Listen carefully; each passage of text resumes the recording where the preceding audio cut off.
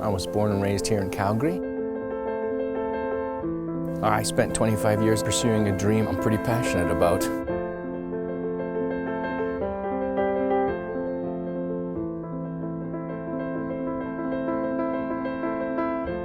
Like, just to work for your own, it's not enough.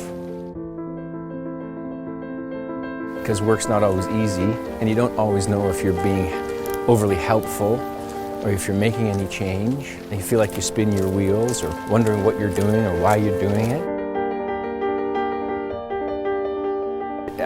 I'm not inspired or motivated enough just to take care of me. And of all my expeditions all over the world, climbing Everest, the 7 summits, spending a month hanging out with my son, best trip ever. And I think that's what's beautiful about having a family, is to care and to love for something outside of yourself. Play is such an important thing.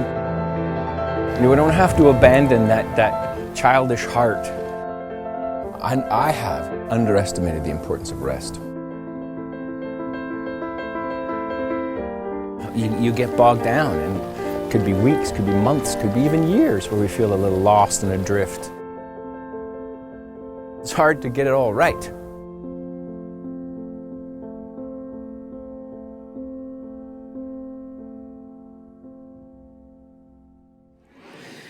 So this is the beginning of our second season of this series where we talk about work, rest, and play. And so for me, it felt that the obvious place for us to begin this series this year was to begin by talking about a mountain. And particularly a mountain called Mount Sinai that Moses and the people of Israel find themselves around. I know that you too were thinking this is exactly where we should start this series. Moses and the people of Israel have just found themselves rescued from slavery. It's been quite an incredible journey. Some people would say an unbelievable journey, where God has brought them through threat of armies, threat of drowning, and he dumps them at the edge of this desert, and they have this moment where they need to kind of navigate what the future is going to look like for them. And so the Lord, he says to Moses, hey, listen, Moses, you need to come talk to me on this mountain. So God and Moses are going to have a meeting. So it's like an everyday occurrence, right? No, it's not. So God and Moses are going to have this conversation. And you see the sense of, like, what would you do if you heard that the kind of boss was heading up a mountain to talk to God? You might think, you know what, I'm going to sneak along for that business trip. So God and Moses start to have this conversation about how we're going to deal with the fact that we really God doesn't want everybody coming up onto this mountain. In Exodus chapter 19, which I know you were all reading before you came to church this morning, the Lord says to Moses, go to the people and consecrate them today and tomorrow. Have them wash their clothes and be ready by the 3rd day. Because on that day, the Lord will come down on Mount Sinai in the sight of all the people. Put limits for the people around the mountain and tell them, be careful that you do not approach the mountain or touch the foot of it.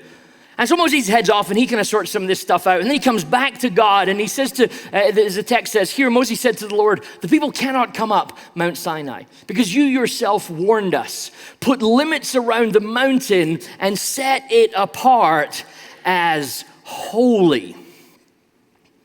Holy. So I want to begin our series this morning by talking about this word holy, which I can tell you are super excited about. Because we hear that word holy and it brings up certain experiences for us. And what does the word mean? And what is that word about? Perhaps, you hear this word used sometimes in the context of like, oh, there's David. He's holier than thou. And that's not a compliment even in England. And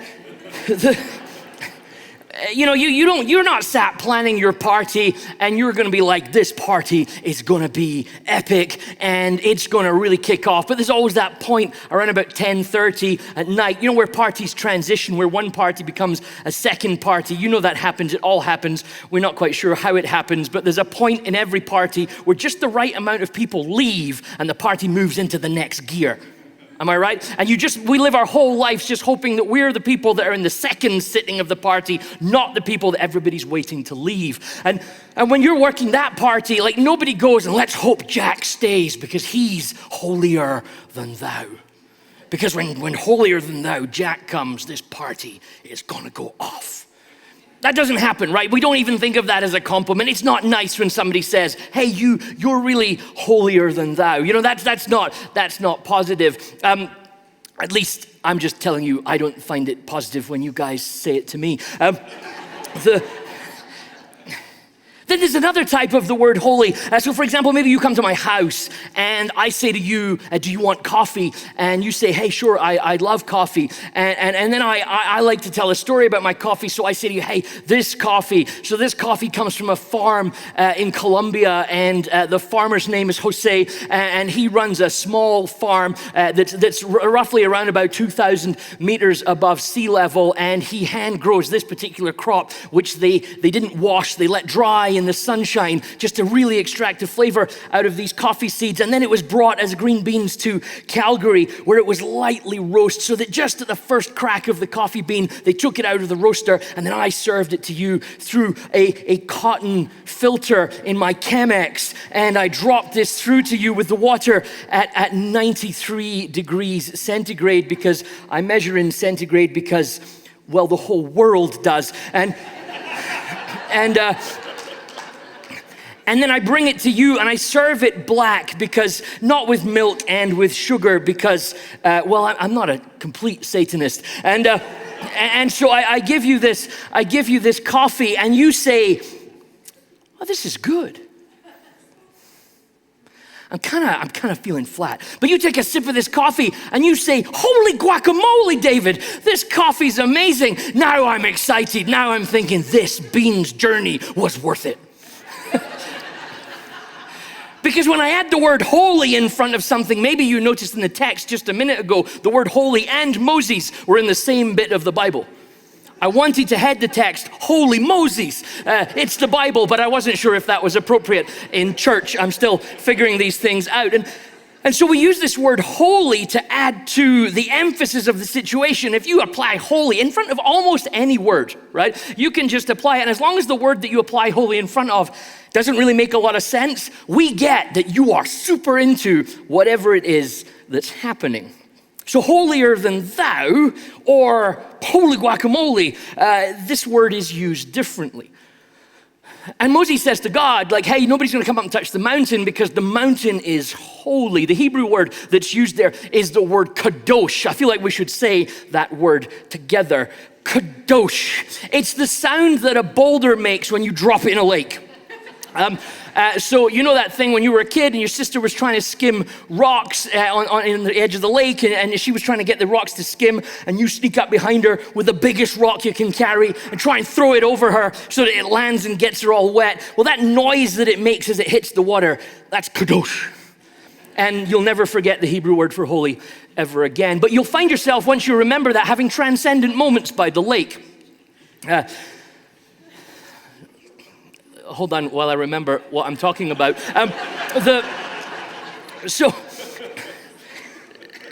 Kadosh means to be separate. It means to be set apart. So when Moses says, hey, this mountain is kadosh, what he's saying is this mountain isn't just any old mountain. This mountain has been separated slightly from all other mountains. We know it's different. We know it's holy.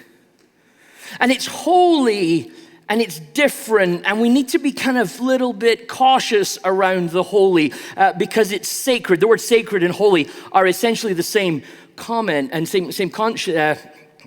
Once again, I've forgotten my notes. The word holy and the word sacred are the same concept. And so we make this mountain holy and we put it over there, and we kind of try and draw a little bit of distance between it and everything else. We do this with holiness all the time.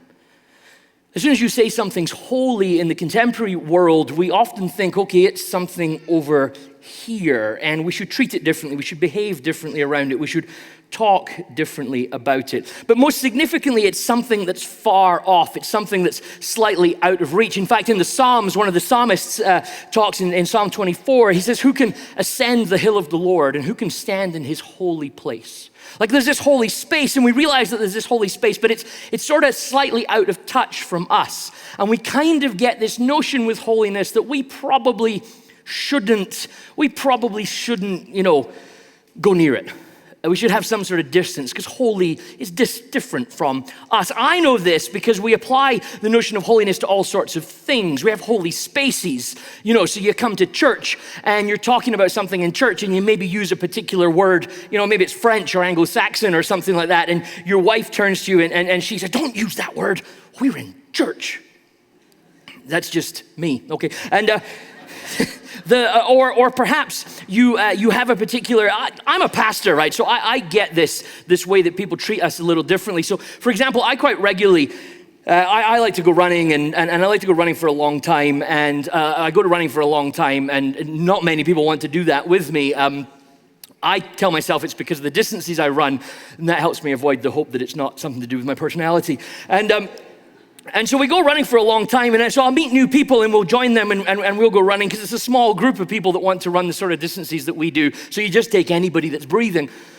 And we'll be on these runs, and invariably, probably an appropriate question for this series, somewhere around about half an hour to an hour into a run, eventually you've kind of exhausted, whoa, look at the mountains, and oh my goodness, is that a bear? And you start to have deep and meaningful conversations. So somebody will say to you, so what do you do? At which point I say to them, well, I'm a pastor. At which point then we embark on a small sort of 5 to 10 minute silence. wherein the person that's running starts to review their conversation for the previous hour to assess it for its appropriateness and volume of swearing. And this is my life, because somewhere along the line there's this idea that pastors are more holy than everybody else, which means they're slightly separate. They're slightly over there. And I have a friend who likes to run with me and new people because she tries to, in the first hour, talk the new people into having really inappropriate conversations, because she knows that what's coming in about an hour's time is me going, yes, I'm a pastor, and no, I don't think you should do that because I am offended. So what we do is we push the holy sort of over here because it needs to be separate from everything else. I grew up around Christians who were part of a movement that was called the holiness movement, and that sounds exciting. And, because conversations are really exciting. When I started this sermon, there was at least one of you turned to your partner and like, I wanted to go skiing this morning, but you were like, no, let's go to church. And, but I grew up around this movement that called themselves the holiness movement. And they believed, and they were beautiful people, and they loved Jesus, I think, and they believed that holiness involved being separate. So holiness involved us being over here while everybody else is kind of over there. And the way that they wanted to live in that was to somehow visibly and physically represent that they were different from everybody else. They did this by being horrendously out of style. So what everybody was wearing, they would wear clothes from 30 years previous. That was the one thing. And the other thing that they used to do was they insisted that men had a particular dress code. So I grew up around people that said so men should always be clean shaven and not have a beard. So you can tell it was very formative times for me. And men should have short hair, definitely not long hair, and men should wear long pants, right? And so when we used to go hang out with these people, we had to dress in a way that wouldn't offend them, which was kind of like long sleeves and long pants. I, at 13, used to wonder what it was about a 13-year-old's knees that were so likely to cause people to sin. But that's the way it was. And then ladies, it wasn't just men. Ladies got issues as well. So ladies had to wear dresses, never trousers, because they might be mistaken for a man. There's a joke in there, but I'll just avoid it because I'm really good in public situations. And so they had to wear dresses. It had to be long dresses, not short dresses, because of knees. And also the ladies weren't allowed to wear makeup because that would be considered sinful. Some of these ladies it was maybe sinful for them not to wear, no, so let me know.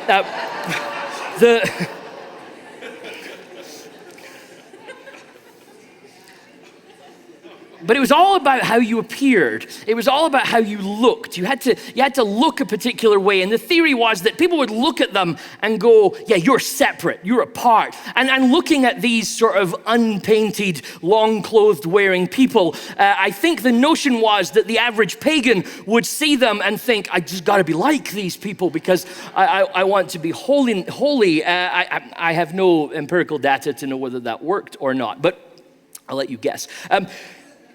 And this notion that we grew up around was that holiness was always something that you had to appear and had to be far away from. Because what starts to happen, and you see this even in ancient Israel, this notion, oh, there's this mountain, and God's on this mountain, and he's holy. And if we, us regular people, if we go to this mountain and touch it, it's going to ruin the mountain.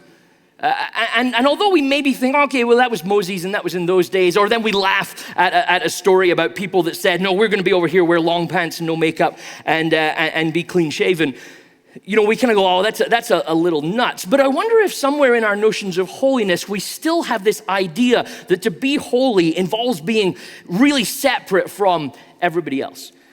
And not only do we think that then it involves being separate from everybody else, we start to talk about the notion of holiness as if it's fragile, as if like anything that I do is going to ruin holiness. So, you know, if I touch the mountain, you know, holiness is gone from the mountain. If my pants start to become above the knees, holiness is gone from everybody around us. Almost as if holiness is fragile and easily infected. And once it's infected, then it's ruined, and there's nothing we can do about it.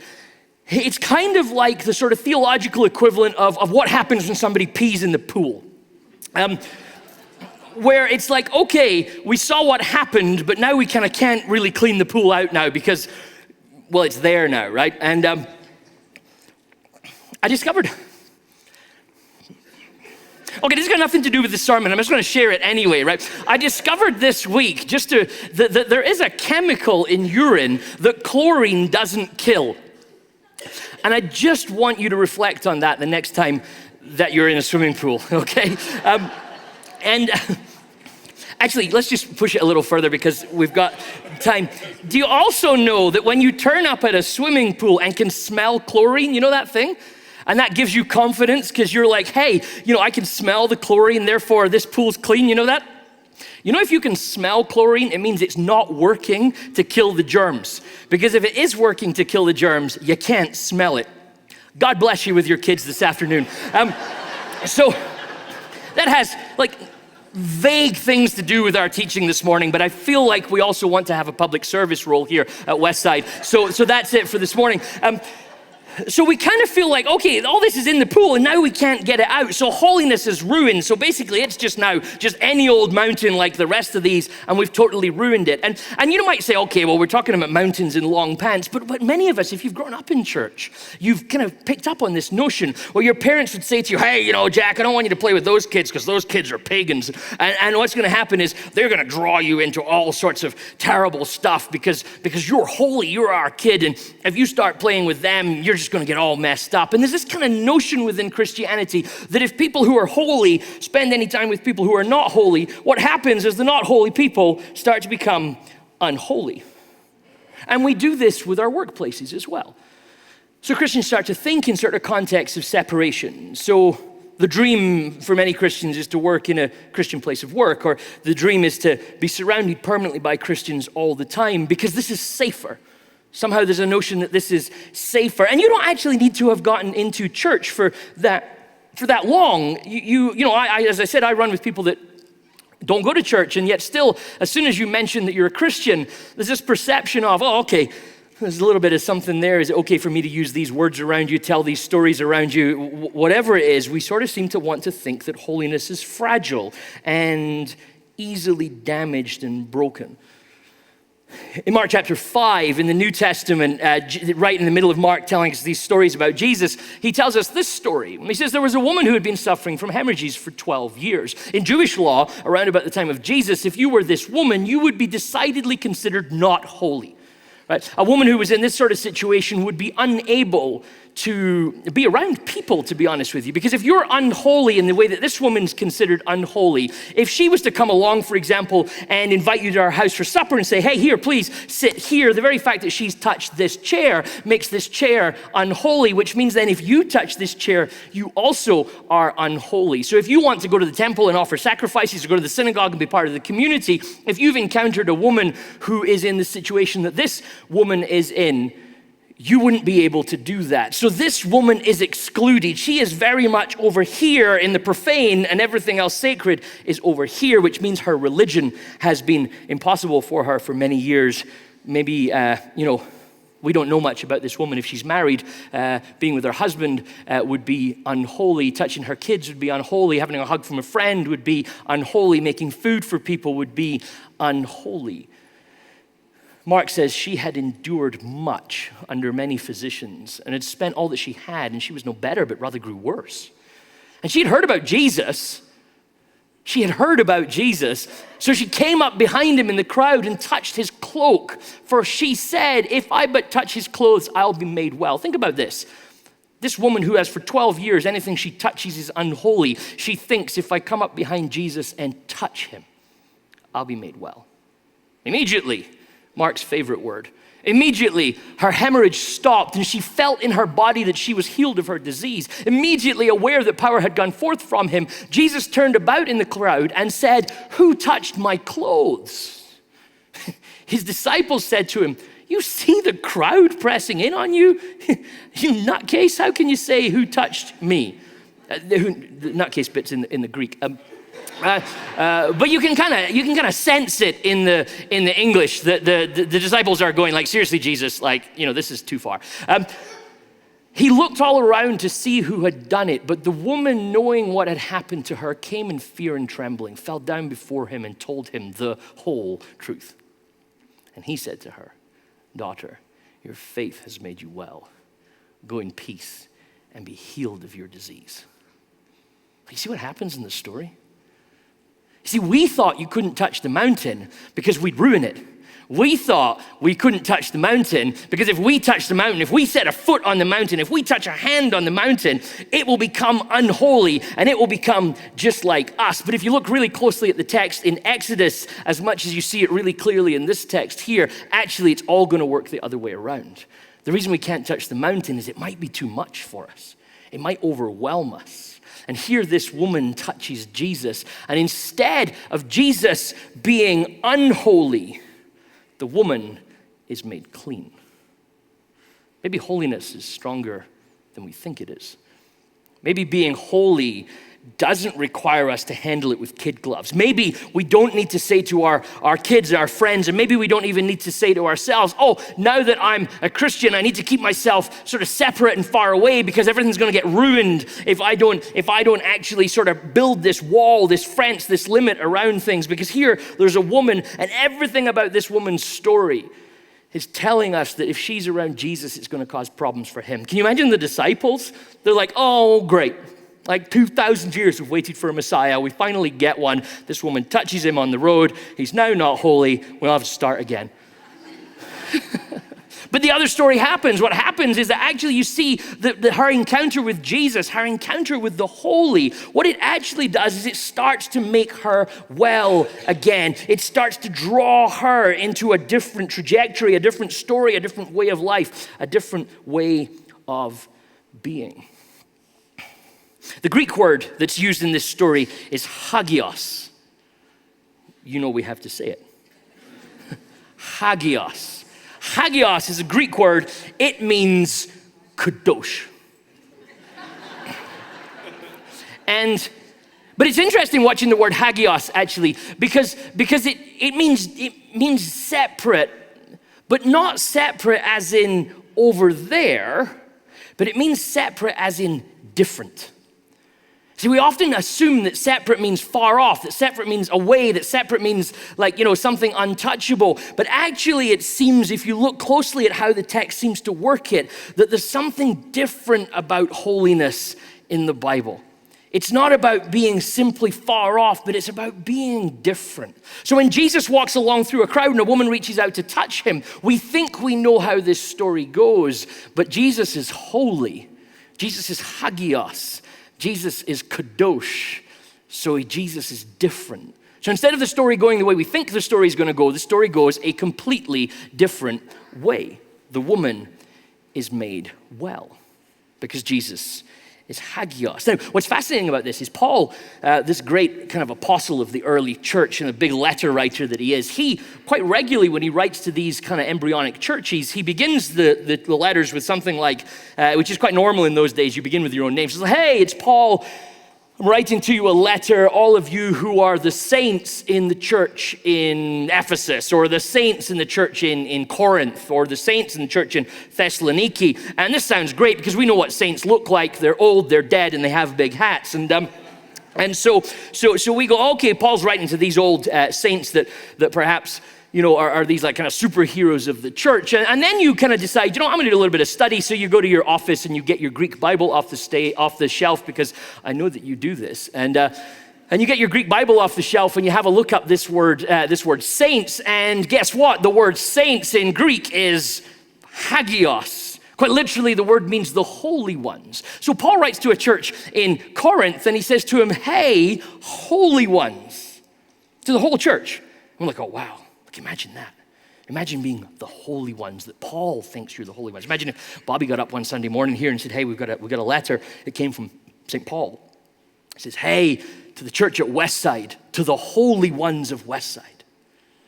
And we're like, did you see what we did last night? If you knew that, I don't think you'd say that. And Paul says, hey, Corinth, to the holy ones of Corinth.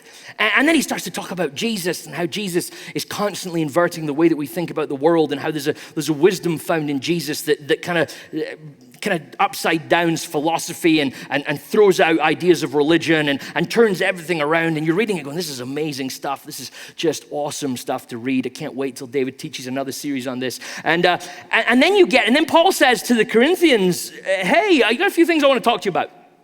And you holy ones. It would be really great, this is the David Harvey translation, it would be really great if some of you could stop sleeping with your stepmothers. Holy ones. Like, well, wait a minute. That's not what I was expecting in church. You know, this is the Bible. Has somebody inserted, is this like the Reader's Digest Bible and I'm supposed to turn to page 53 to continue with what's actually supposed to be there? Or what's going on here? So Paul writes to this group of people and he says, hey, you are the holy ones. And then he starts to talk about the things that they're doing. And to be honest with you, you don't need to have been around people very often to kind of know that sleeping with your stepmother's offside. Expected more agreement on that.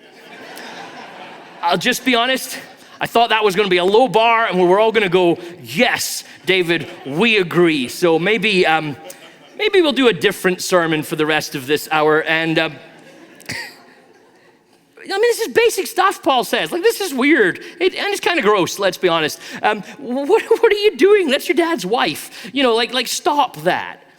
But he started this letter by calling them holy ones, and he never corrects that. He never throughout the whole letter says, you know what, changed my mind. Scumbags is the new term that we're going to use for the Corinthian church. No, they're holy ones from start to finish. We think that holiness is this separate thing that's taken over here. And if you mess it up, if you did something like, you know, start to have a relationship with your stepmother, that would definitely take you away from this. But Paul doesn't seem to see it that way. It seems like holiness has a strength to it. That instead of saying, hey guys, you are no longer holy because of the terrible things you're doing, instead he calls them back out and says, you are holy, and therefore you're acting kind of out of sync with that. Because holiness is strong, and holiness is able to do and survive and live in the real world. It doesn't have to be kept over here. And I think this is important for us because we have a tendency to think this way. Maybe you didn't grow up in a church that demanded you wear long pants, and maybe you weren't at Mount Sinai and told to keep away from the mountain. But many of us have this idea that holiness is something beyond us. And as a result, what we tend to do is we put holiness over here and we say, okay, this will be my little holiness space.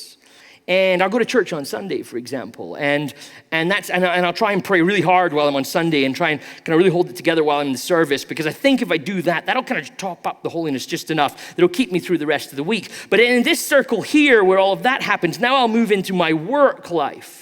And my work life is going to be unaffected by all of this. My work life is going to be just my work life. And you see this quite regularly, that somebody that claims to be a Christian and a Jesus follower, they're pretty much the same as everybody else. There's all sorts of statistics that show us that Christians aren't notably better employees than people who are not Christians. Christians aren't harder working. They don't generally work earlier or later. It seems quite regularly that being Christian makes very little difference to a lot of people in their workplace. And in fact, for some people, they compartmentalize their holiness so much that it's possible that people over here aren't even really aware of their philosophy of life or how they view the world or their faith or anything like that. Or what happens is, we assume that the only way to live the holy in our workplace is to be that guy. We're like, hey, John, do you have a stapler? Yeah, I do. Here's my stapler and a Bible.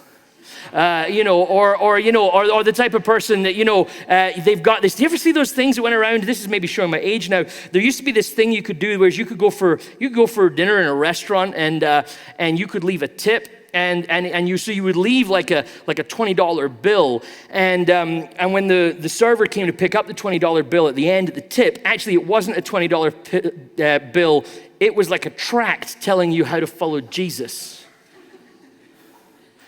Because nobody wants to follow Jesus more than when they're angry. And feel ripped off, And it was like, and what we do then is we assume that the only way to be holy is to basically preach in our work and preach in our playtime, and that's it. And we basically become these just irritating people because we're always working out a sermon somewhere or other. Hey, John, do you want some coffee? Well, the coffee is dark, and so is your life, Jack. And that's why most Christians are lonely. But what if holiness doesn't work like that? What if holiness isn't supposed to be compartmentalized? What if holiness is supposed to be out in the street and within touching distance, just like it was with Jesus? Now, the English have a word for kadosh and hagios. The word is holy. Do we need to say it together? It's holy. There we go. Now, the English word holy etymologically comes from another English word, and that word is the word whole. You didn't see that coming, did you? Holy means to be whole. So think about that for a second. Does holiness mean something that's far off and distant and separate from us? Does it mean something that's beyond us and fragile? Does it mean something that if I touch it, it's ruined? Does it mean it's something that if I bring it out into the rest of my life, it starts to crumble and fall apart and need fixing? Or is holiness about wholeness? And is holiness about that thing that brings all things together? That my work life and my play life and my rest life are somehow found in some sort of place of wholeness? Would it be better for me to be the type of person that was in my workplace that people said, there's a whole person? Because you kind of know what it's like to meet a whole person. Like we've met fragmented people that you kind of just get the fact that there's all these kind of nuts and bolts running through their life, but they're just not quite happening for them. But what would it look like to be whole? To feel like everything was in its right place, to feel that somehow things made sense. That this core driving thought and your belief of this God and your philosophy on how the world works isn't something that's boxed out and just kept for Sundays, but something that kind of oozes out of who you are on an everyday basis. When we think of this notion of holiness, it's easy to sort of pitch it down the street and say it's way down there and it's something that's far off from me. But this word wholeness, of course, for me, I found myself then reflecting on Jeremiah chapter 29, which I know I've talked a lot to you about this particular year, but here you have this people of Israel, they find themselves in exile. They've been taken from their land as political prisoners. They're away from their home, they're away from their language, they're away from their culture and their values and their religion. Everything's different from them. And the kind of feeling is, how do we revolt in such a way that we can take back the world that we live in? How can we make Israel great again? And this is the sort of driving question that's in their hearts so often. And then Jeremiah writes this letter to these people in exile. In this shocking moment, he says to them, actually seek the shalom of the city. A shalom is this Hebrew word that means peace. It's also actually a Hebrew word. It also means prosperity and wellness. It also means completeness. In fact, a really valid translation of the word shalom is wholeness. Seek the wholeness of the city where I've sent you in exile, God says to them. Pray to the Lord on its behalf, Jeremiah writes. And then he says this, because in its wholeness, you will find your wholeness. As Jeremiah is saying, see, you can live over here and try and be separate, but life's always going to be fragmented for you because you're going to try and live out wholeness here, but not let all these other parts of your life be affected by that. And that's not going to influence anything. That's not going to change anything. And your whole life is going to feel broken and fragmented and difficult to make sense of. And that's not holiness. That's just separation. That's just being cut out of the way that you were designed to live. Holiness is a call for all these things to work together. One scholar, Andy Johnson, says this about holiness in Scripture. He says, the people of God are called to express their holy status by corporately modeling God's telos, God's goal, God's purpose for humanity, exhibiting compassion, reconciliation, joy, and peace. And by embodying patterns of activity analogous to that of their lords, becoming channels through which God continues God's reconciling, redeeming purposes. You see, if our take on holiness is that we have to go and live over in a corner somewhere and that we have to sort of go and hide out and wear long pants and throw out our makeup, and if holiness is something that involves being up a mountain but not anywhere else, if holiness is something that requires us to stay away from the rest of our world, not only does it not bring us wholeness, the question is for those of us that wrestle with this as Christians, it doesn't bring wholeness to the world. And we start to forget what it ultimately means to believe that God actually is for us. If God is for us, it means he's for all of us. And therefore, part of the role of being holy is to think about how that for usness of God leaks out of us. And it doesn't leak out of us in sermons and preaching and handing out tracts at work, but what does it look like to bring wholeness? What did wholeness look like for Jesus? What did it mean that Jesus was holy? Well, it meant that Jesus would walk down streets, and people who were broken and people who were hurting and people who had been abused found themselves being healed and made whole again. Your faith has made you well. Your faith has made you whole, Jesus says to the woman. If Jesus walks down the street and everybody steps aside and it's a partied crowd and nobody touches him and he walks all the way down and leaves and people go, wow, isn't Jesus holy? The world isn't changed. Nothing's better. Everything's just the same. But Jesus, his holiness, calls him into a street and people touch him and things are better. If Jesus has come to the neighborhood, as John's gospel tells us he has, then things should be better in that neighborhood. Things should be more whole in that neighborhood. So why your work needs you to be whole is because your workplace needs to be better and your workplace needs to be more whole. And there's a lot of fragmentation in your workplace, and there's a lot of fragmentation in your family, and there's a lot of fragmentation in your own mind, and you need wholeness. Like, I need wholeness. I need this sense of just, if it could just feel like everything was all together again. But your street needs wholeness. The couple across the road from you that are getting a divorce, the guy that works 2 cubicles down from you that's estranged from his kids, the guy you sit next to on the train that struggles with alcohol, like, they need wholeness. And they're not going to find wholeness by you sitting in the corner rubbing sanitizer all over yourself so you don't catch pagan cooties. It's not going to work like that. In 1 Peter, in chapter 1, Peter, one of Jesus' disciples, writes to a group of his friends, and he says this: "It is written, be holy, because I am holy." And if you think holiness is the call to be separate and different, separate but and far away, rather than separate as different, this verse will terrify you. How can I be holy as God is holy? That's surely beyond me.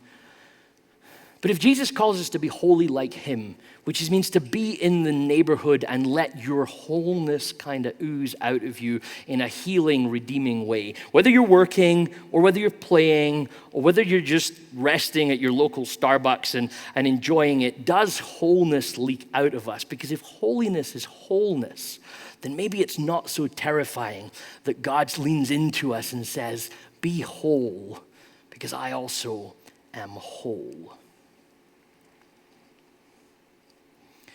Let's call that the introduction to this series. May God's grace and peace be with you. Thank you.